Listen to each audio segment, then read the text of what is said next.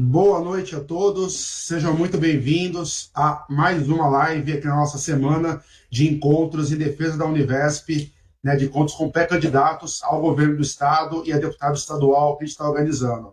Eu sou o Leandro Chemali, sou presidente do DCE da Univesp e a gente está tocando essas entrevistas ao longo dessa semana para falar um pouquinho sobre a realidade da Univesp. A Univesp, Universidade Virtual do Estado de São Paulo, que está presente aí em mais de 350 municípios, são mais de 400 polos atualmente, passando de 50 mil alunos e com ingresso de quase 30 mil, de mais de 30 mil alunos a partir do segundo semestre desse ano. É uma comunidade muito grande, muito abrangente, com políticas que impactam na vida de muitos estudantes e que, sem dúvida, precisam ser debatidas no processo eleitoral de 2022. E para a gente debater um pouco mais, a gente tem a honra aqui, a felicidade de receber hoje o ex-governador Márcio França, do PSB, ele que foi vice-governador durante a gestão de Geraldo Alckmin, assumiu o governo do Estado ali durante o ano de 2018 e é um dos grandes responsáveis pela expansão da Univesp a partir do ano de 2018. Né? Foi um dos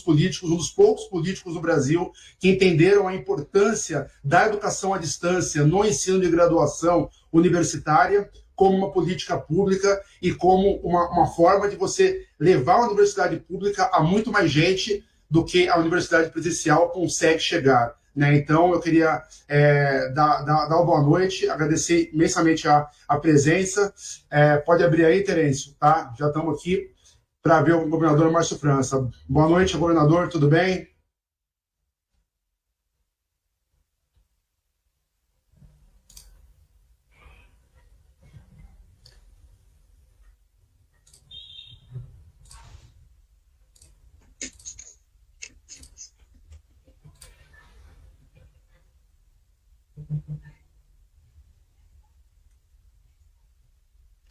Boa noite, está me ouvindo? Boa noite, estou te ouvindo.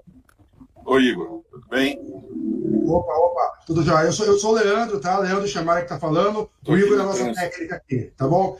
E aqui você deve estar vendo na tela também a Ivani, que também é diretora do DCE, diretora da assistência estudantil, que está aqui com a gente também. Outros diretores vão estar aparecendo ao longo da live, que também vão estar conversando com você. A Isabel também apareceu aqui agora, ela é vice-presidente da área de licenciaturas, tá? E aí a gente vai estar tocando esse bate-papo. Então, boa noite, governador. Obrigado mais uma vez por ter comparecido. Eu sei que a agenda é complicada, o senhor está em transporte agora de um evento para outro, a gente entende, mas é muito importante para a gente estar podendo conversar com o senhor. Sobretudo, assim, essa é uma live, né, é um bate-papo que não tem estrutura nem de ato de apoio, nem de debate. Na verdade, a gente está promovendo esses debates com a ideia de, primeiro, pautar a realidade da Univesp para todos os candidatos, para que nessa eleição estadual ela não passe em branco, né, ela não deixe de ser citada, mas também tem um outro interesse com o senhor, que por ter sido um dos agentes na expansão da Univesp em 2018, a gente está aqui também em busca de informações, né, porque, só para te explicar, o DCE da Univesp ele foi criado há cerca de 2 meses, agora no começo de abril desse ano, depois de um movimento dos estudantes que começou em 2020, né, e que a gente foi fazendo várias plenárias, várias atividades virtuais, tentando se conhecer, né, tentando chegar até vários estudantes que estavam espalhados pelos polos aí do Estado e como poucos conseguindo criar essa organização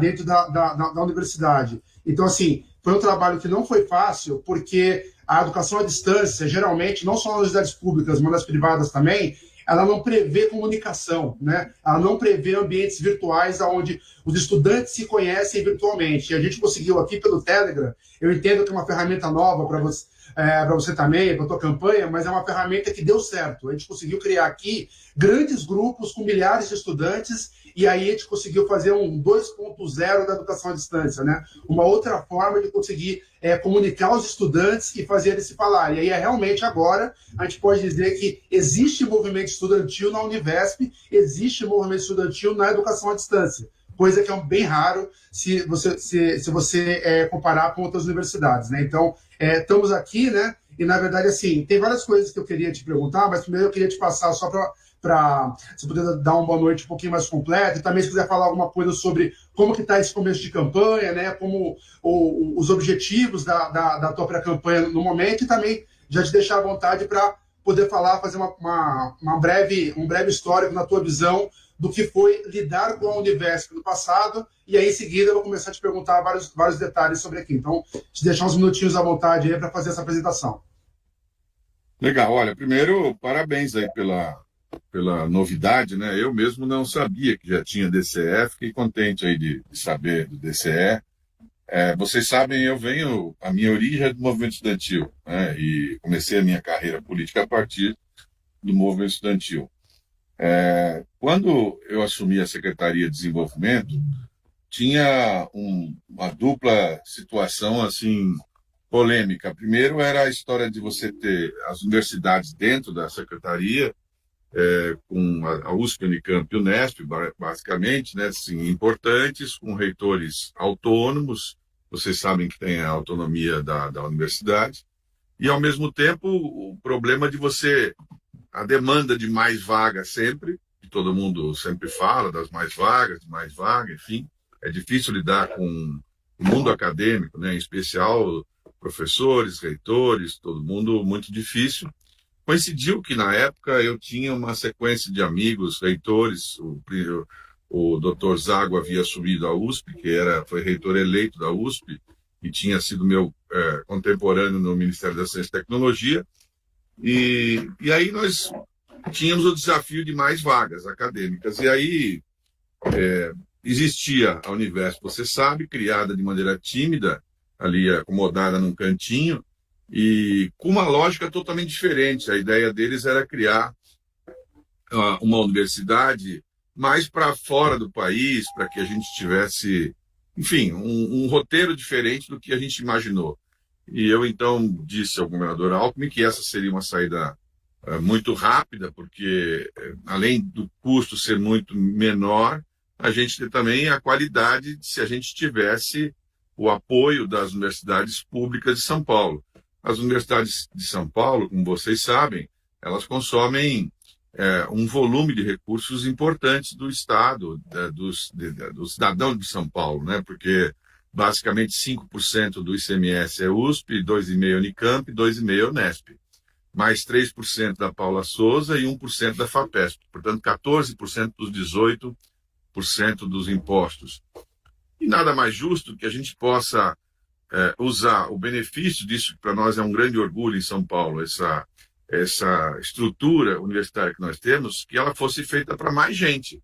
E aí o desafio era conseguir convencer o mundo acadêmico, os professores das universidades, porque eles tinham, e naquela época ainda existia muito preconceito em relação ao ensino à distância, o ensino remoto, enfim, aquele pensamento de que isso é uma coisa que não daria qualidade, e também eu fico pensando um pouco que existe um certo, eu diria que é um pouco de egoísmo, né, das pessoas, de acharem que, não, quem quiser que faça vestibular, porque, enfim, ele que passe nas presenciais.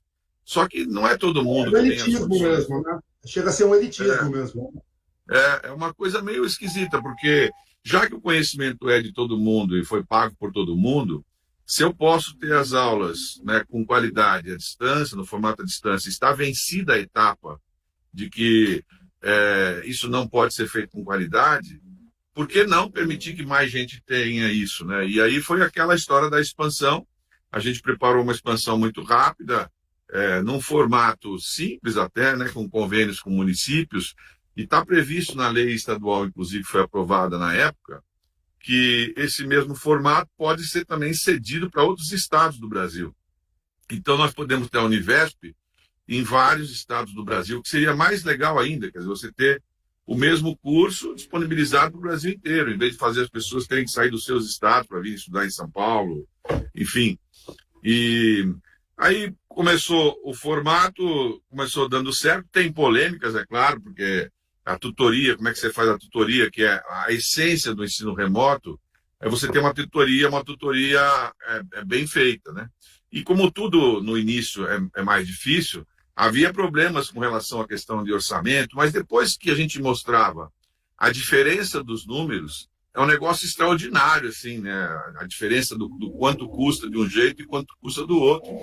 E a possibilidade. E aí a gente pegou vários exemplos Eu me recordo, especialmente nas engenharias, na pedagogia, pegamos vários exemplos de pessoas que já estavam fazendo e vencendo as etapas com com o próprio mundo acadêmico e com esse mundo científico de São Paulo, que é muito reticente a tudo isso.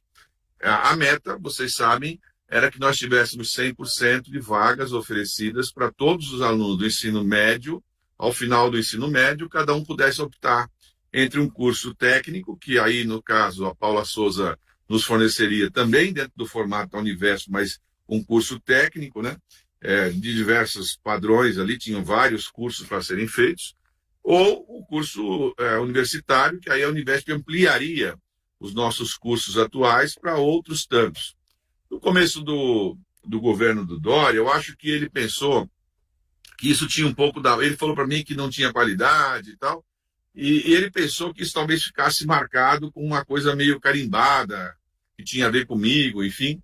E ele então não deu muita bola e eu percebi que eles tiraram o pé do acelerador lá e diminuíram o que podiam diminuir.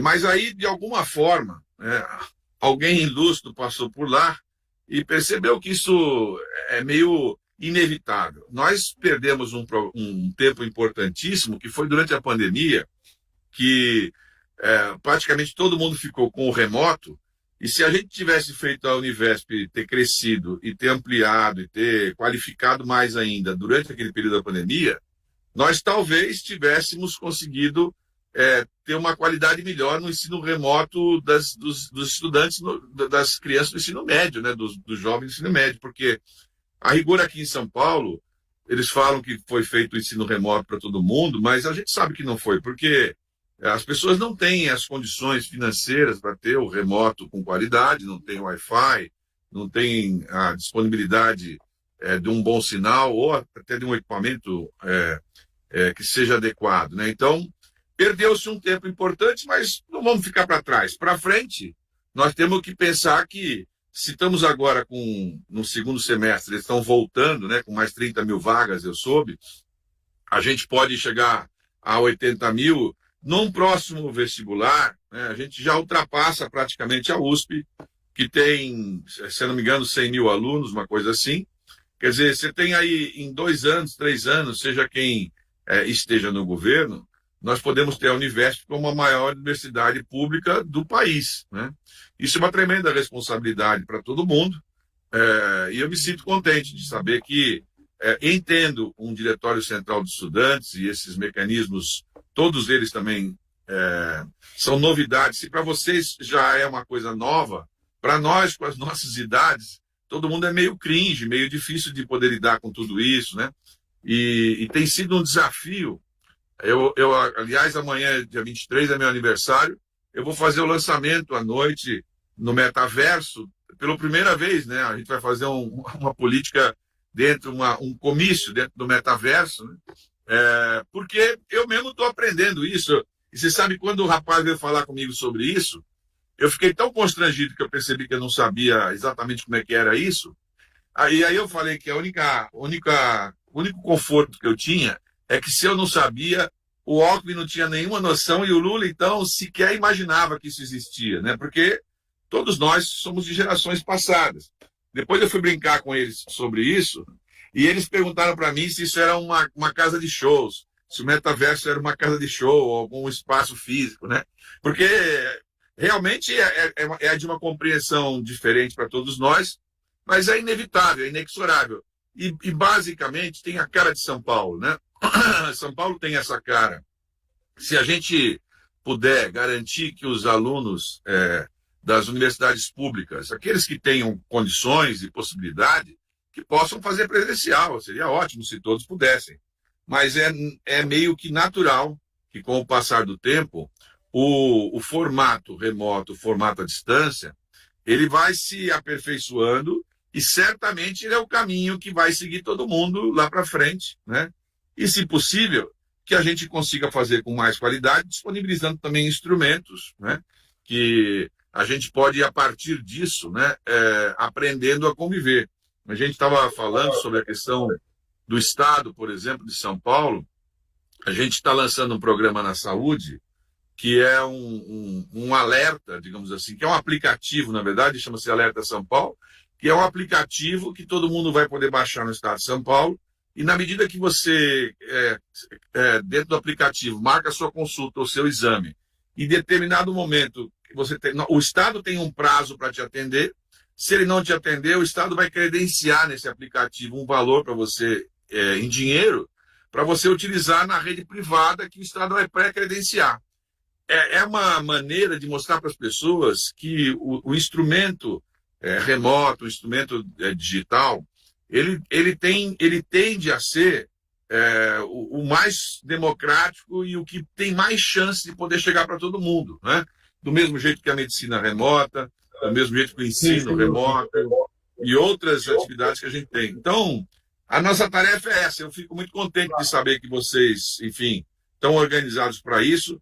É claro, a questão da campanha, nós estamos aí numa disputa bem acirrada, porque temos 4 candidatos, cada um deles tem uma representação importante, porque representam 2 governos atuais, né? O governo federal, que tem o seu candidato, o Bolsonaro tem o seu candidato, o Dória, aliás, o atual governador é uma sucessão do Dória, portanto tem uma estrutura de governo, e a candidatura do PT e a nossa, né, que são candidaturas que teoricamente estão no mesmo campo, ou parecido, no campo parecido. E sempre uma pressão muito grande, como tudo na vida, os maiores querem engolir os menores, né?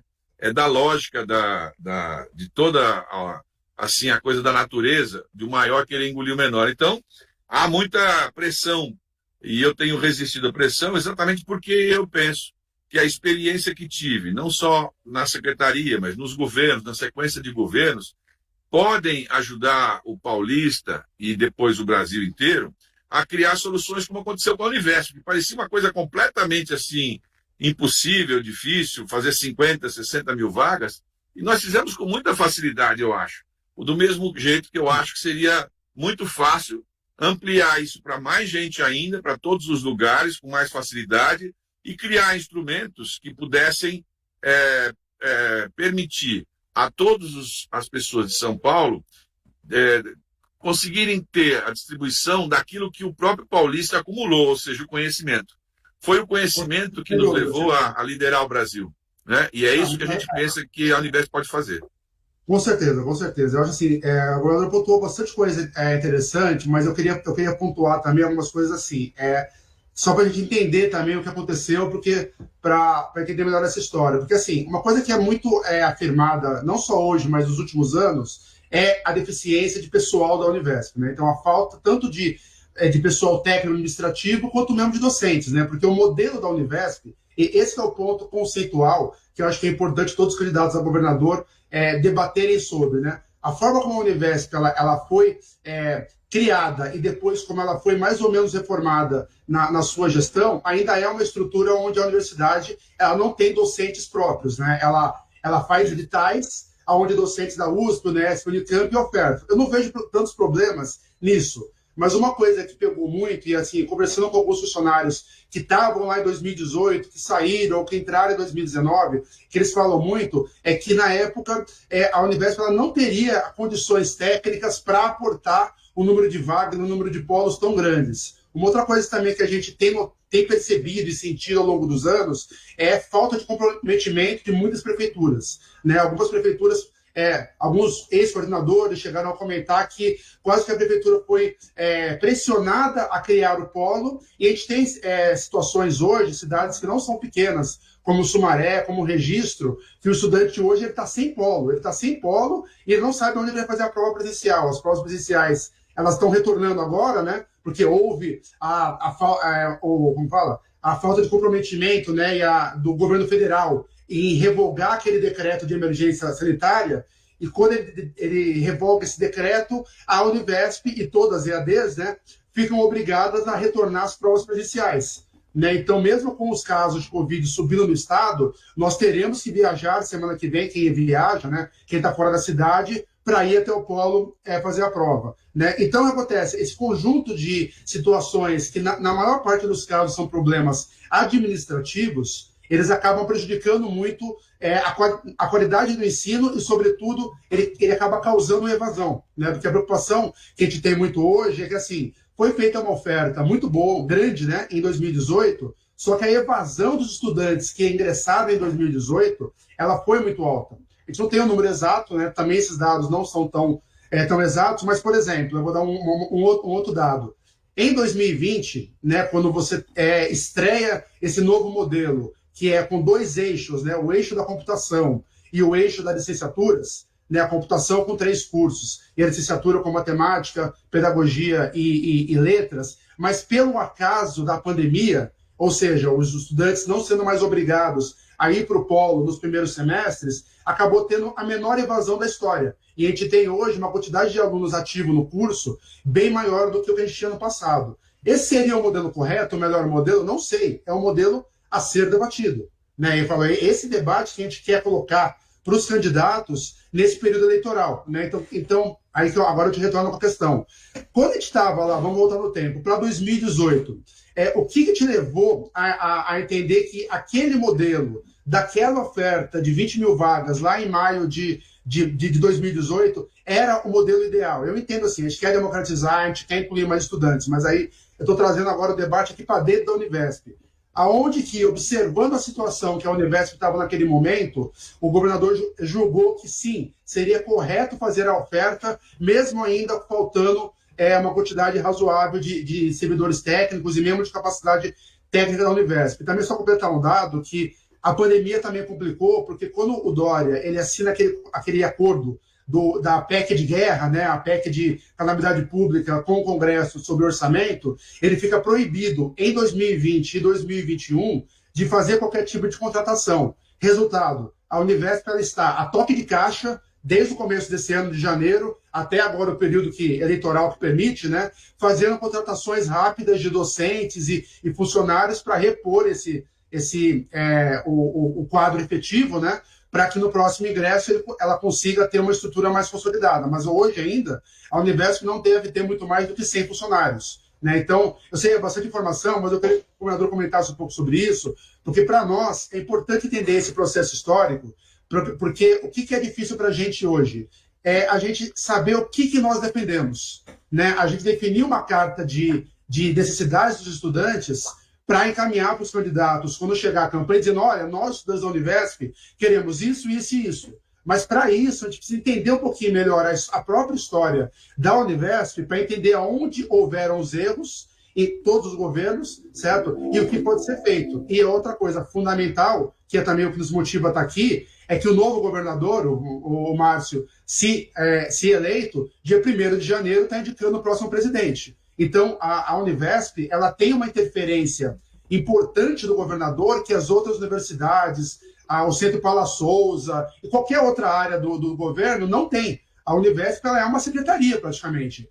Mudou o governador, muda o presidente. Né? Então, por isso que a gente está debatendo, porque a gente viu que, para nós, é o nosso processo aqui de eleição de reitor. Não tem eleição de reitor na Univesp ainda. Então, eu tenho que debater com os governadores para saber quem o senhor vai indicar, quem o Haddad vai indicar, quem o Tarcísio, quem o Rodrigo vai indicar para a Univesp. Vai ser um professor com experiência em gestão de educação à distância? Não vai? Qual é o perfil? Então, tudo isso que está embutido nessa discussão que preocupa bastante a gente.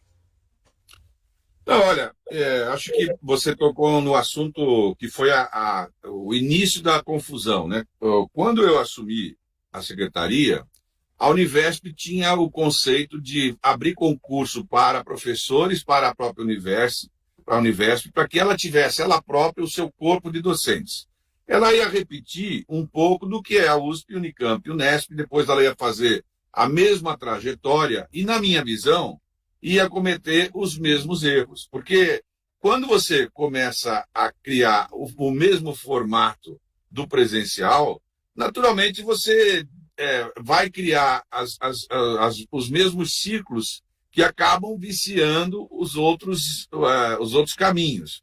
Então, nós entendemos o seguinte: para que eu tenho que criar, por exemplo, um corpo docente na Univesp, se eu posso pegar a Univesp como agência e contratar os docentes, os melhores que nós tenhamos na USP, na Unicamp, na Unesp, ou em qualquer lugar do Brasil ou do mundo, né? A Univesp pode contratar esses docentes e os docentes apenas vão fazer as aulas para a gente, ao invés de eu ter o meu próprio corpo, né? Que depois vai exigir uma série de benefícios que vão consumindo. Hoje, por exemplo, a Unicamp tem mais alunos fazendo pós-graduação, mestrado, doutorado, do que alunos fazendo graduação. A tendência natural começa a forçar na pós-graduação e diminuir na graduação.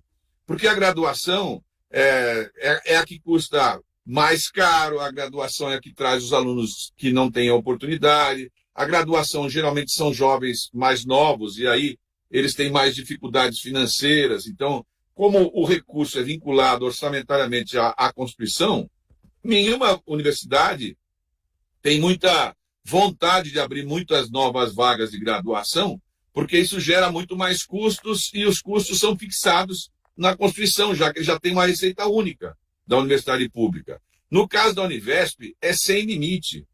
O que a gente fez foi exatamente provocativo mesmo. Foi, olha, para mostrar que é possível, nós vamos abrir quantas vagas derem o nosso fôlego, porque foi muito pouco tempo, né?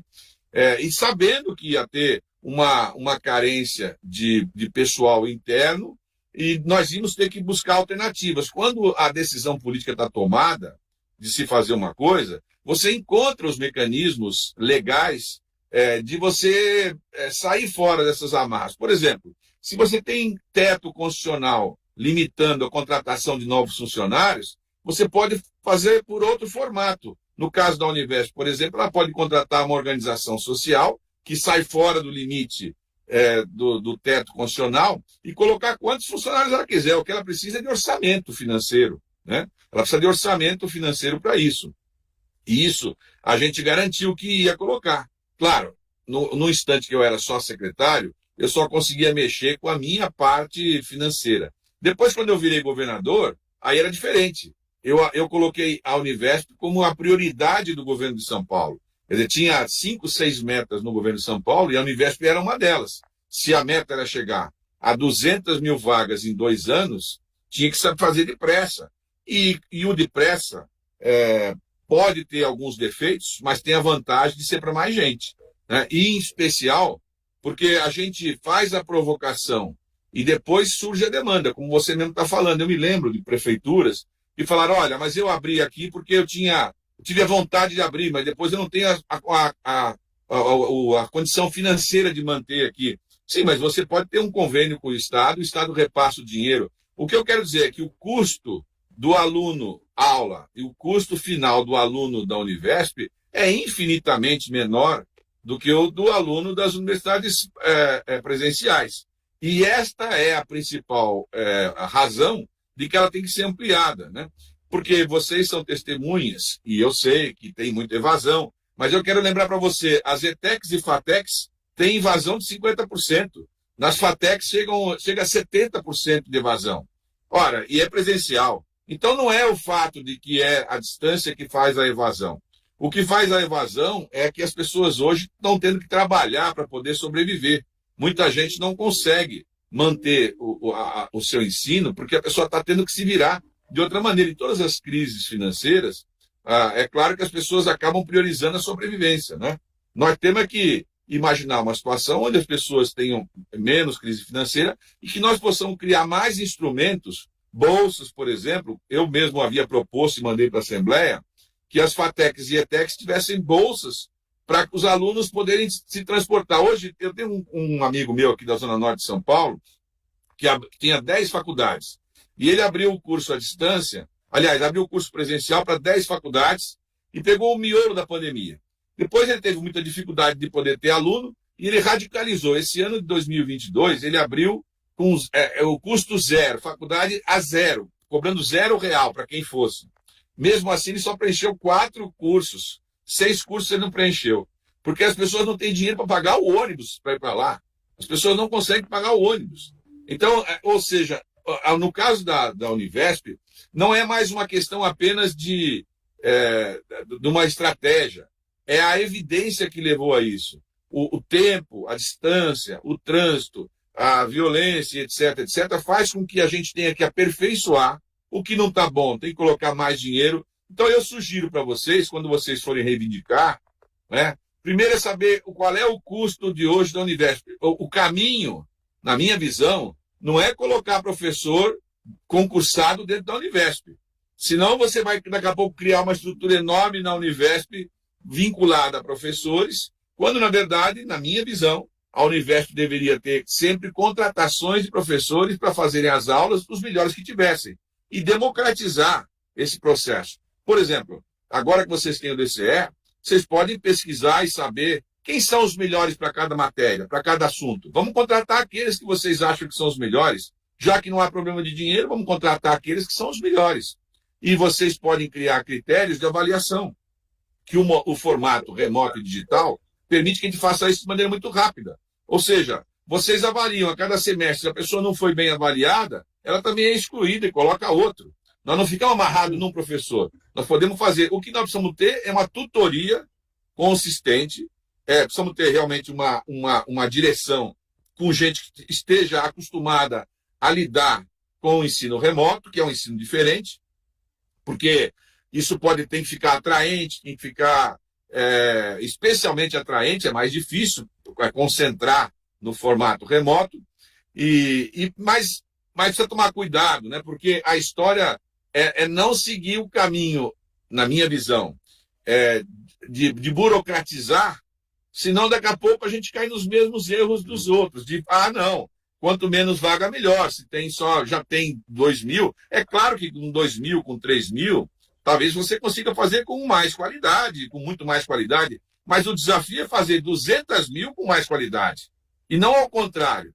Senão você vai ficar sempre limitando. O fato de vocês terem tido a oportunidade de entrar, o que é muito bom, e de vocês, digamos, serem precursores dessa história que vocês estão escrevendo juntos aí, vocês é que lá na frente vão dizer o seguinte: olha, nós somos precursores de uma coisa que universalizou o ensino público universitário, técnico e tecnológico no estado de São Paulo. Essa é a verdadeira mudança, né? E nós não podemos querer menos do que muita qualidade.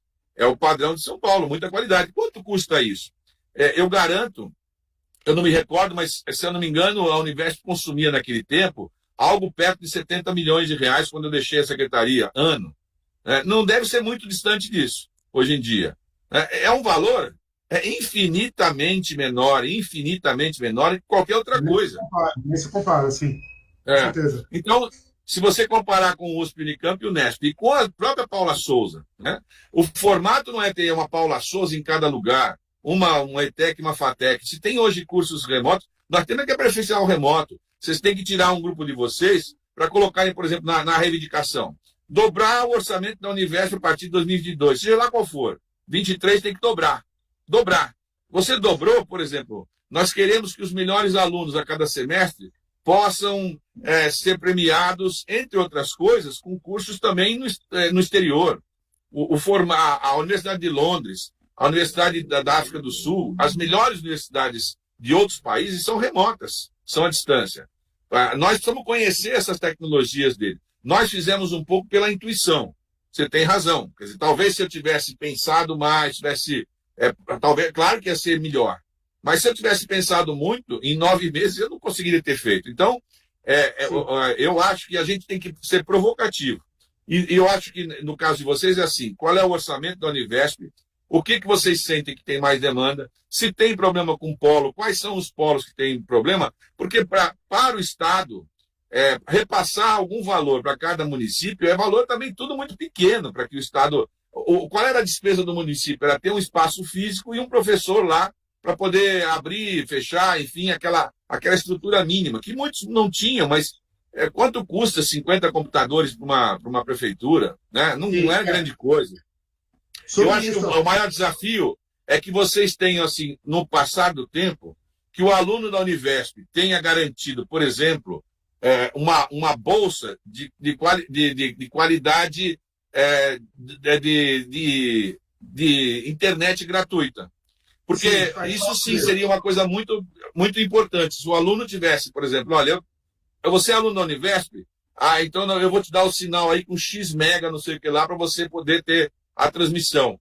aí eu te vinculo, porque você sabe, olha, se você não tiver um bom acompanhamento, você vai perder o teu sinal, porque o sinal tem vínculo com isso, já que é uma sequência do assunto. Então, acho que tem bastante demanda para vocês fazerem. Eu, de qualquer maneira, essa pauta minha da Univesp é uma pauta muito relevante, muito cara, porque faz parte dessa nossa história.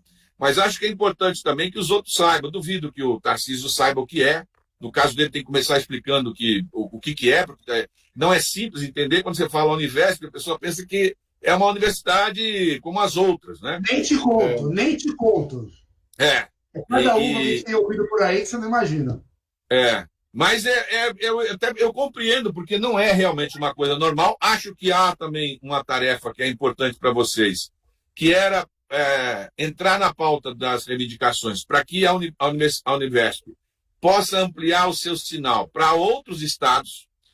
Como é que era essa história? O estado de Alagoas quer fazer um convênio com a Univesp, o governador assina, nós damos o sinal para ele lá, ele vai ter o sinal lá, e ele vai remunerar pelo sinal aqui, e o valor da remuneração a gente pode usar em melhorar a nossa qualidade do nosso ensino também, né? E ele vai, por sua vez, permitir que lá em Palmeiras dos Índios, em Alagoas, a pessoa faça um curso nosso lá, sem precisar se deslocar. O que me parece bastante inovador. Se eu tivesse sido governador, eu teria jogado muito peso nesse assunto. Eu acho muito simpático, muito, muito bacana para o Brasil que São Paulo devolva aos brasileiros um pouco do que São Paulo acumulou, que é o conhecimento. Isso é a marca da gente. E você vai poupar muita gente de sacrifícios enormes, né? De deslocar a vida deles. Outro dia vi um rapaz que estava vendendo chup-chup na feira lá em Pernambuco para poder fazer um vestibular aqui em São Paulo. Tal. Depois a pessoa vai morar aqui em São Paulo com que dinheiro, com que recurso que ele vai sobreviver aqui, né? Se a gente tiver a condição de poder fazer isso. Então, tem muitas demandas, eu quero ser parceiro aí. Em sendo governador, mais fácil, porque vocês vão estar, digamos assim, haverá a Univesp e a Univesp como principal foco do governo, porque vocês vão ouvir isso nos debates várias vezes, o que já é importante, porque isso já qualifica o debate, que a pessoa tem que aprender sobre esse assunto, né? Como se fossem outros que eu falo sempre, mas eu tenho falado sobre o mundo digital. A Univesp como um polo inicial de um mundo digital para São Paulo, né? Com blockchain. Por que as nossas informações, por exemplo, essa que você não sabe da Univesp, que eu também não sei, quantos alunos tem, qual é o número de frequência, quem não está frequentando, quem está pagando, quem não está, enfim, esses detalhes todos, isso podia estar disponibilizado, se você disponibiliza hoje num blockchain a informação até de dinheiro, sim. Não é? Quer dizer, então, e você pode fazer, inclusive, as remunerações que eu falei, de volta nesse mesmo formato. Ou seja, para o aluno que tiver 90% de presença das aulas, eu disponibilizo para ele o valor em criptomoeda, e na criptomoeda ele já faço o convênio com as fornecedoras de internet, e elas vão associar aí dentro e receber aí dentro. E para os melhores colocados. Só para pontuar algumas coisas, fica muita coisa para a gente comentar, que assim, o senhor falou uma coisa muito importante sobre a parte de bolsas, e tem um detalhe importante para a gente colocar. Até me apresentando melhor, eu já milito, vamos dizer assim, no movimento estudantil em defesa da EAD há mais de 10 anos. E uma coisa que tem desde lá de 2008, 2009, como o senhor falou no começo, é um preconceito. Só que esse preconceito, ele reflete em coisas sérias. Como, por exemplo, quando o senhor fala de bolsa para os alunos, a gente está falando do quê? De assistência estudantil.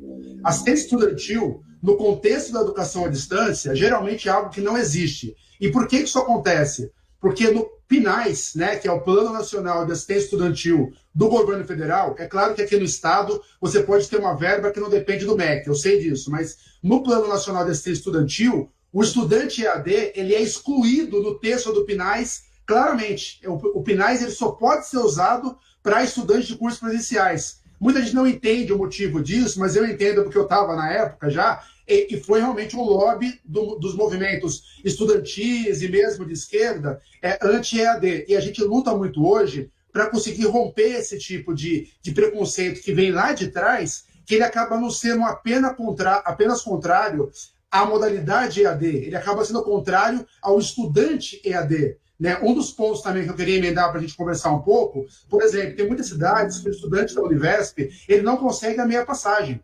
Ele não consegue, a prefeitura não autoriza ele a ter o passe estudantil. Aqui em São Paulo mesmo, a cidade de São Paulo é uma coisa meio bizarra, porque assim, a SP Trans, ela emite, né, aquela carteira de convênio com a Uni que existe, só que ela não me dá igual a do presencial. Ela fala, ó, como você é da Univesp, eu te dou R$ 44 de cota mensal, que dá 20 passagens. E é isso, o presencial tem mais de R$ 100. Eu, como sou da Univesp e Unicel, né, só tenho direito a 44. E reclame com o bispo.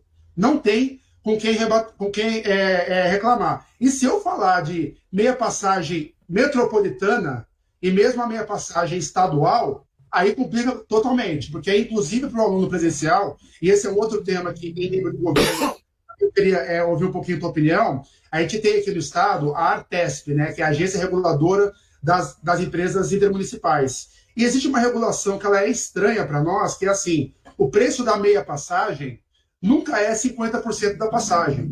Porque a Artesp diz que o pedágio, a taxa de embarque, e outra taxa, e o combustível, enfim, vários detalhezinhos não podem ter 50%. É somente o trecho em quilômetro. Então, uma das perguntas que eu queria te fazer é se, como governador, o governador teria gerência em cima da Artesp para que a meia passagem estudantil ela fosse, de fato, a meia passagem. A questão do transporte, ela pode não parecer tão importante para o estudante EAD, mas ela é, porque muitos estudantes se matriculam numa cidade que tem polo e não moram mais naquela cidade, ou até moram em cidade próxima. Então, ele precisa da meia passagem intermunicipal. Só que aí essas empresas, e aí até por falta de orientação da Artesp, acabam recusando. Então, às vezes, o aluno ele evade do curso porque ele não consegue, às vezes, ter aquela viagem a cada 2 meses para fazer a prova. E uma outra coisa também que emenda com esse assunto, também é uma dificuldade que todos os estudantes, e não somente EAD, têm, de você conseguir obter todo o trajeto de meia passagem na região metropolitana, seja de São Paulo, seja Ribeirão Preto, seja Campinas, seja o litoral, porque você tem o quê? Várias empresas de ônibus que às vezes não se falam. Então, às vezes, você consegue o passe do MTU, mas não consegue o SP Trans, ou consegue o metrô, mas não consegue o SP Trans, quer dizer, não se falam. E eu avalio, eu debato bastante mobilidade aqui na cidade de São Paulo, você tem quase que uma rainha, vamos dizer assim, na SP Trans, acima de qualquer gestão, acima de qualquer prefeito que define isso. Então, eu queria tocar nesse ponto, porque a gente estava passando o tempo, assim, eu ainda vou voltar em alguns pontos da Univesp, mas esse é um ponto que com os governadores a gente não pode deixar de falar. Então, eu queria saber um pouquinho, que você falasse um pouquinho sobre essa questão de mobilidade e meias passagens, né? O que pode ser feito e aonde, se durante o período que você foi governador, se chegou a lidar com esse tema e chegou a achar algumas amarras que não foram possíveis de resolver na época. O período que eu fui governador, aqueles meses, você tem uma série de proibições, porque nesse período é exatamente o período eleitoral, abril a outubro, né?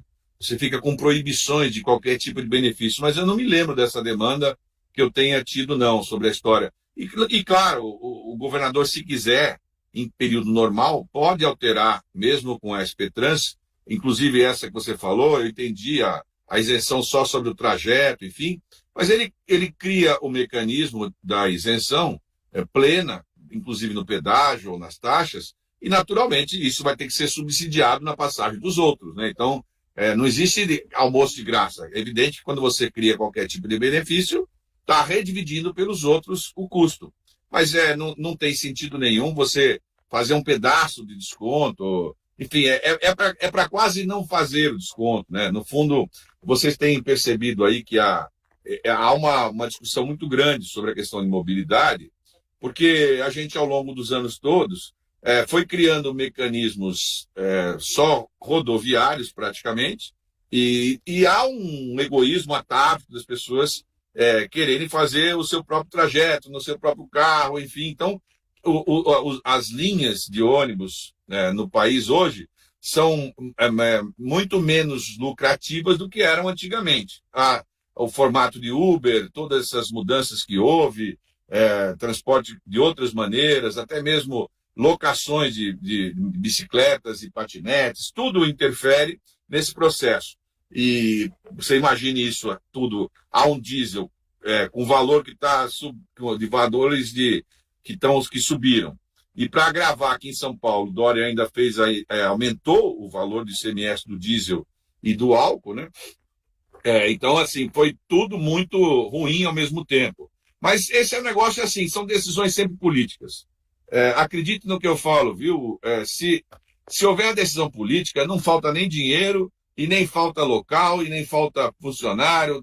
Houve a decisão política, o sujeito se vira e dá um jeito, alguém encaixa. É claro que vai tirar de outro lugar, né? Isso não tenha dúvida.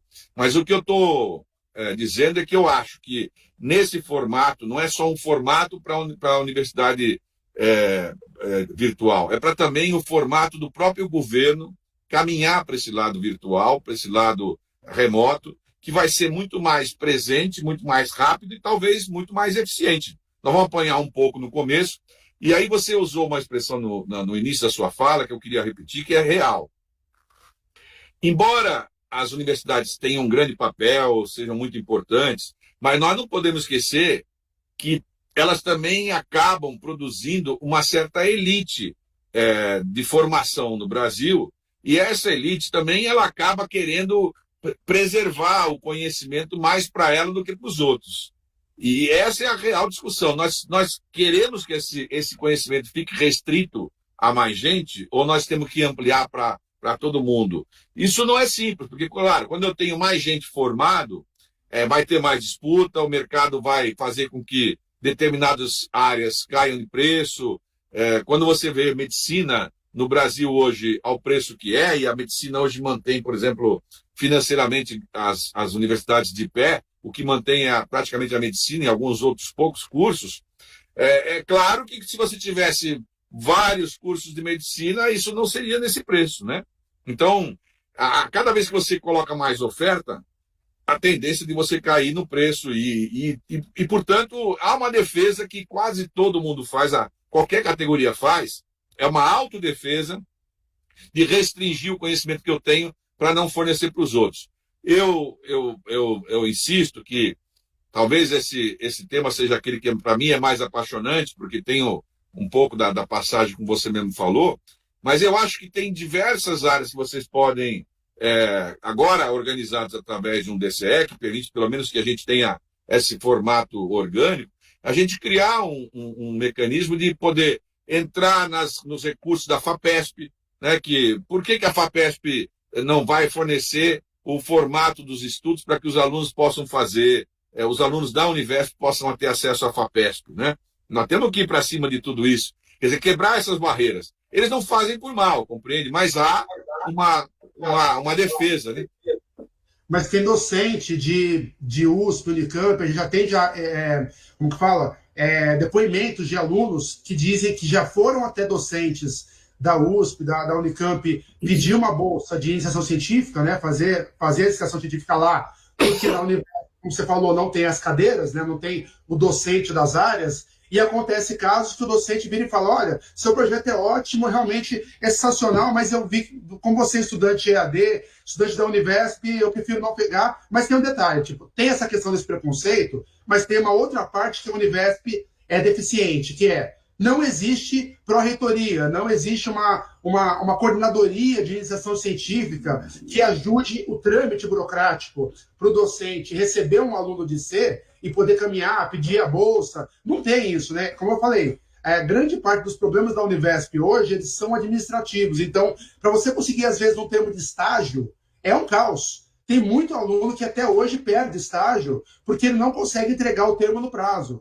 E mesma coisa com termos da parte do TCC, também a correção do TCC, às vezes ela acaba ficando truncada. Um problema que a gente tem também importante, que é no projeto integrador, né, que é a forma de distribuição de grupos, pela Univesp, ela ser muito grande, você acaba tendo grupos aleatórios. Não é problema isso. Mas o problema é, primeiro, a falha de comunicação e uma outra coisa administrativa que pra gente, eu sou da computação, né? Para quem é da computação, isso pesa muito, que é o quê? Eu estou, por exemplo, fazendo um projeto integrador já de último ano, ou seja, na área de computação bem técnico, e eu tenho uma orientadora que é formada em teologia.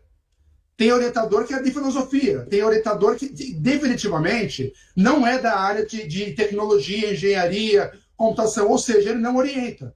ele apenas cumpre tabela. Ah, você tem que entregar tal relatório, tal coisa. Tá, mas eu posso adaptar esse código dessa forma ou fazer o layout assim? Ah, eu não sei te responder, eu preciso mandar, daqui uma semana ela volta, daqui uma semana você perdeu o prazo e você não entrega. Então, assim, a Univesp, ela tem modelos interessantes. A ideia do PI, que surgiu desde lá de 2018, ela, até pouco para trás, se não me engano, ela é importante, ela é útil, né? Ela é não só útil, ela é importante para você conseguir fazer essa integração, a extensão, né? E acaba sendo uma forma de você ter extensão na educação à distância. Mas a barreira administrativa de você não conseguir oferecer um programa de tutoria que interesse para o profissional de computação vir até a Univesp é um problema grave. E assim, você tem hoje centenas de alunos de pós-graduação em computação na USP, Unesp, Unicamp e mesmo nas federais. Só que essa conexão não funciona, porque só vem até a Univesp ser tutor quem é de educação. E tem uma coisa interessante também, que é dessa falha do debate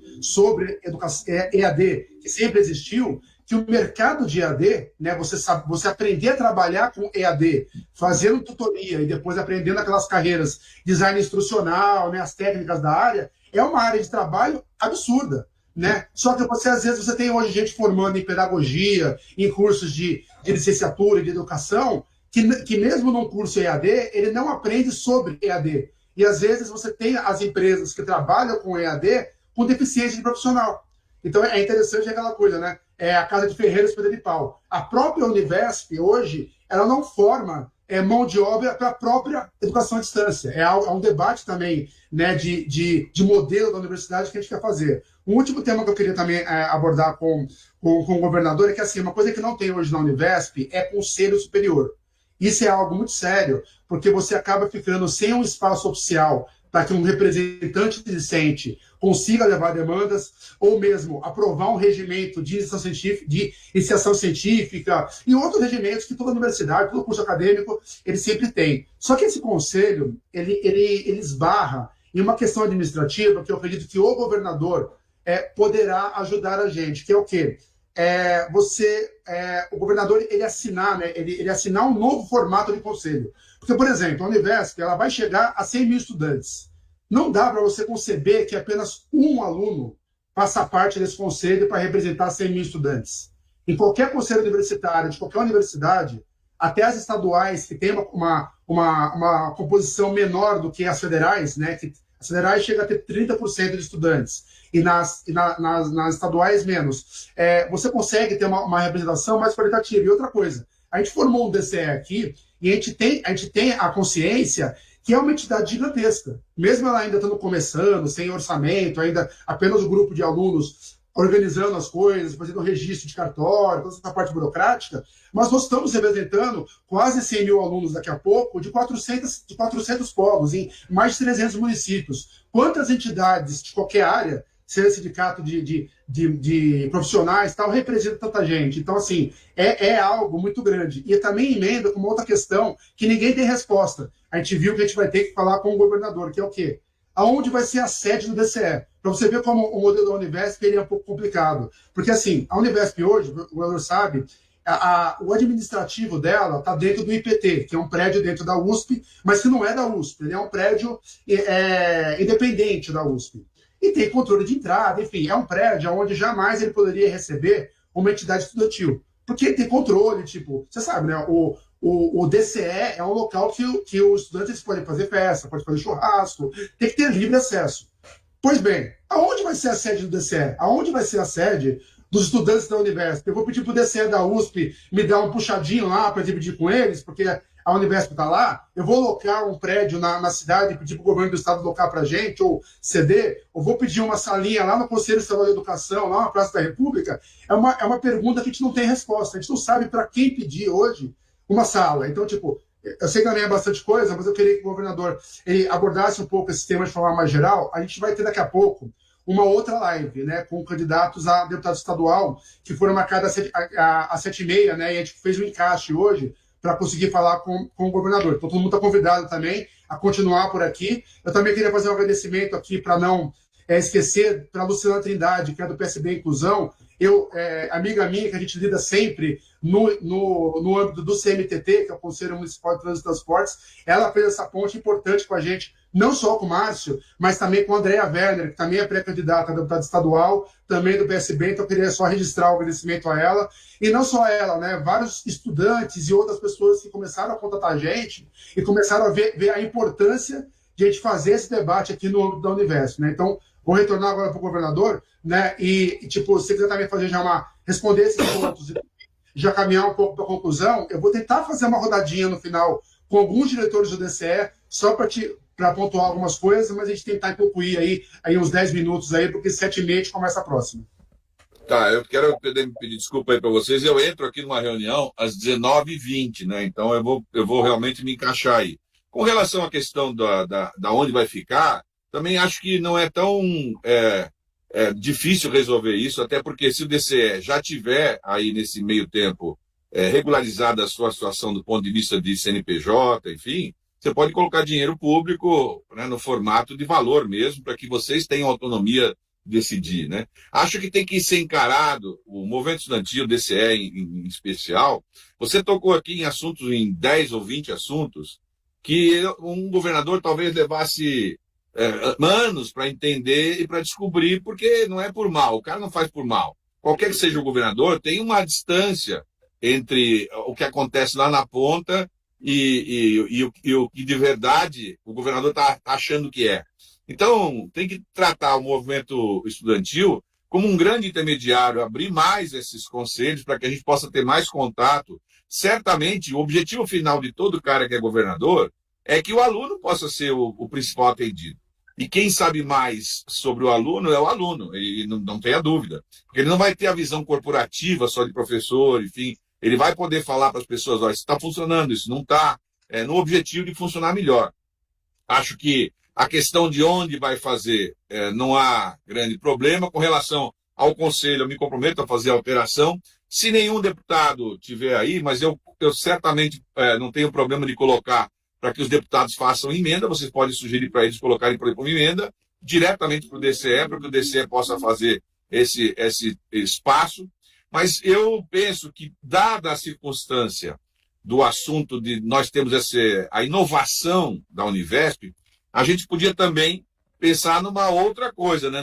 numa coisa que também fosse dentro dessa história do metaverso. Se nós tivéssemos a direção da Univesp, do DCE, todo mundo também dentro de um único formato de metaverso, a gente pode todo instante discutindo e todo instante tá fazendo isso, quer dizer, falando sobre isso, porque isso tem a ver um pouco com, digamos, com a alma de uma universidade que é virtual, ou seja, as pessoas lidarem com isso. Você tem super razão, né? Essa coisa de... Eu tive recentemente numa cidade, vi a formatura de moças que se formaram em pedagogia, e eu até perguntei para elas, vocês têm facilidade? Ela falou, não, nós continuamos com a dificuldade. Quer dizer, elas se formaram em pedagogia, mas continuam com dificuldade. Talvez merecesse a gente pensar em cursos para exatamente formar pessoas para dar cursos nesse formato, né? Como aconteceu com a medicina, que a gente foi levando para a medicina de família, por exemplo, criando especialidades de médico de família, numa coisa que antigamente não tinha. E hoje a pessoa se forma em médico de família. Você ter professores virtuais, professores que estejam acostumados com o formato remoto, é uma técnica, né?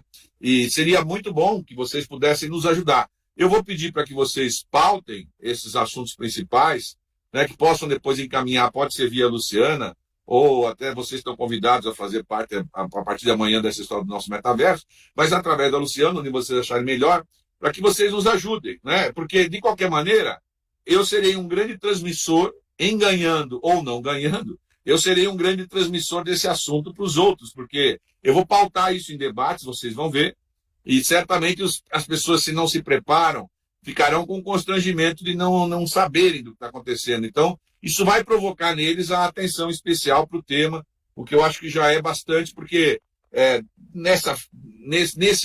nossa lógica, a gente não está torcendo simplesmente para ganhar.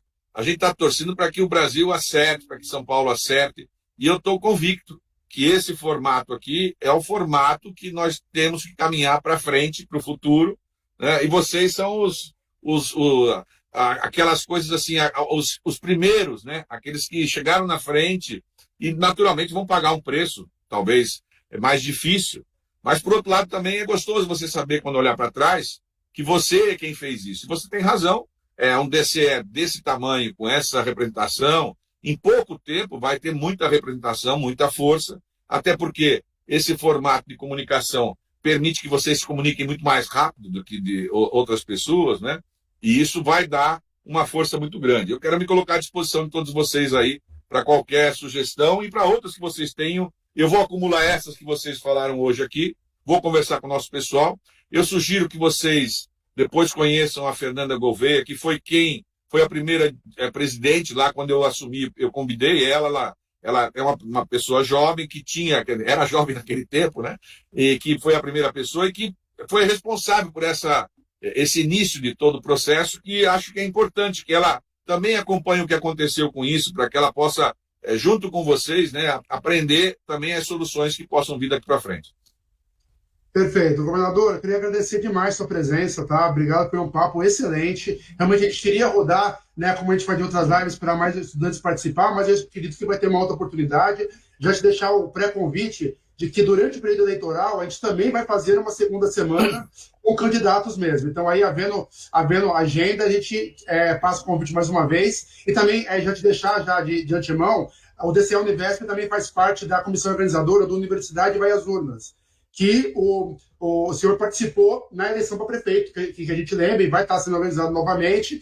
E aí a comissão do Universidade Vai às Urnas também vai te fazer um convite, que a gente também vai estar fazendo parte. E a gente espera, inclusive, que neste ano, lá no evento do Universidade Vai às Urnas, a gente também faça o debate sobre a Univesp, que nos outros anos também nunca foi lembrada, né? E aí a gente está aqui justamente para conseguir pautar a Univesp, tá? Então, obrigado, né? Desculpa o pessoal que está aqui, que eu sei que tinha mais gente que queria te encaminhar algumas perguntas, mas o tempo hoje ficou apertado, mas com certeza vamos ter outras oportunidades, tá? Então, eu estou muito feliz, tá? De verdade, é a primeira vez em muito tempo que a gente consegue fazer uma conversa qualificada com alguém que realmente entende a realidade da Univesp. Tem críticas, tiveram problemas do passado que a gente trouxe aqui, tudo isso faz parte, mas é muito ruim para nós você tentar debater sobre a Univesp com políticos que vão assumir cargos importantes, deputado estadual, ou mesmo possíveis secretários no futuro, e que ele realmente não faz a menor ideia de uma realidade de tantos alunos. Uma coisa que não pode ocorrer para quem se pretende representar ou mesmo trabalhar na área de gestão educacional. Então, obrigado mesmo, de verdade, pelo tempo, tá? A gente vai mantendo contato aí, agradecer a todo mundo do PSB que ajudou a gente a viabilizar essa live. Ela vai estar gravada, a gente vai estar disponibilizando ela depois para todo mundo ter acesso, e também pedir a todos que estão aí online para continuar, que daqui 10, 15 minutos a gente vai abrir a segunda live com os pré-candidatos Julinho Fusari e Renato Batista, que a gente também vai fazer um debate aí no âmbito de deputado estadual. Então, governador, muito obrigado pela atenção, obrigado à assessoria tua, e a gente se fala numa próxima oportunidade, tá? Valeu, obrigado aí. Olha, eu quero só finalizar, dizer o seguinte, pede para a Luciana passar o meu celular para você, o número, para que essas demandas que tenham, sugestões, enfim, que você possa me encaminhar também via Zap aí no celular. Se quiser me colocar num grupo aí, pode disponibilizar o celular, tá bom? Um abraço, valeu. Obrigado, governador. Prazer, até mais.